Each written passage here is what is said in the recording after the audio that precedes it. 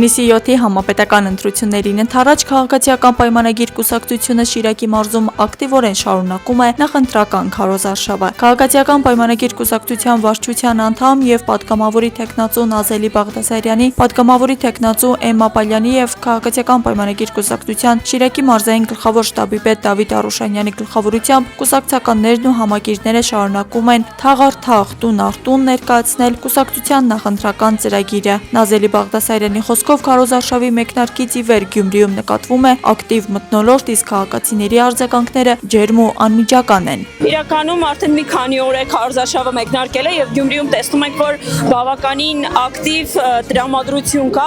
Այսօր մեր կուսակցական գործընկերների հետ, մեր պատգամավորի տեխնացուների հետ, մարզպետի հետ, շտաբի պետի հետ քայլել ենք եւ եղել ենք հիմնականում Նորավան, Ստրոյմաշ թաղամասերում եւ ժողովրդի ջերմ ընդունելությունը ինքնին խոսուն է։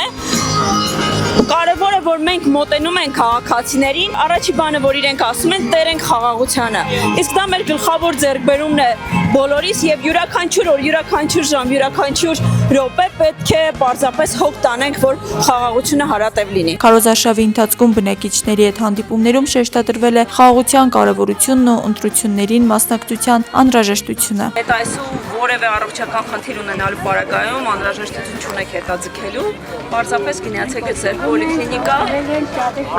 Շնորհակալ եմ ձեզ, լավ եղեք ու առողջ եղեք։ Եվ մենք հույս ունենք, որ ձեր օգնությամբ մենք բոլորս տեղ կկանենք խաղաղության։ Բոլորս միասին։ Շնորհակալ եմ շատ։ 16-ը հիշեք, ձեր խաղաղության թիվն է։ Քաղաքացիական պայմանագրի այցը Նորավան թաղամասում անցել է ջերմ մթնոլորտում, բնակիչները կուսակցության անդամներին դիմավորել են մեծ ոգևորությամբ, իսկ որոշ հատվածներում հանդիպումներն ուղեկցվել են նույնիսկ 2 պարով։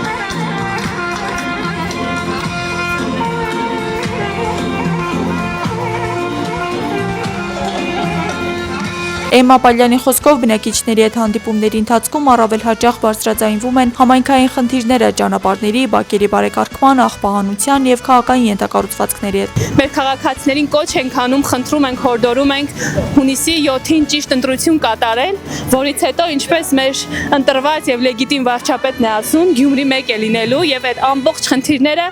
որոնք ուզում են մեր քաղաքացիներին, անպայման լուծվելու են։ Քարոզարշավի ավարտին Նազելի Բաղդասարյանն ու Էմմա Պալյանը ծաղիկներ են խոնարհել Վրեժ Մարտիրոսյանի հիշատակն հավերժացնող հուշակոթողի մոտ հարգանքի տուրք մատուցելով 44-օրյա պատերազմի անմահ հերոսի հիշատակին։